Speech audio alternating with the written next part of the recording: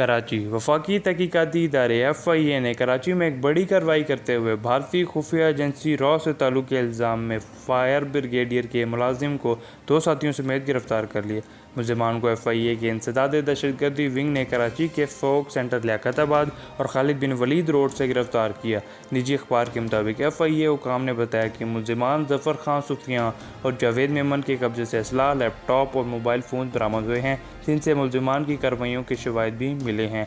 FIA हुकाम के मुताबिक गिरफ्तार मुलजिम ज़फ़र खान रॉ के कहने पर बम धमाकों और टारगेट किलिंग में मुलविस रहा है। गिरफ्तार मुलजिम ने भारत में 14 माह तक दहशतगर्दी की टारगेट किलिंग की। मुलजिम को दिल्ली में महमूद सदीकी ग्रुप ने अस्करी तरबियत दिलवाई। हुकाम के मुताबिक मुलजिम ज़फ़र कराची में शहरी हुकूमत के महकमे फायर ब्रिगेडियर का मुलाजिम है, जिसका ताल्लुक MQM लंदन से है। FIA हुकाम के मुताबिक मुलजिम हम बम बनाने और जदीद हथियार चलाने का माहिर है। FIA के इंसदाद दहशतगर्दी विंग ने मुलजिम को से जुड़े हवाला हंडी के बैनुल-अक़वामी खुफिया नेटवर्क का भी पर्दा चाक किया है।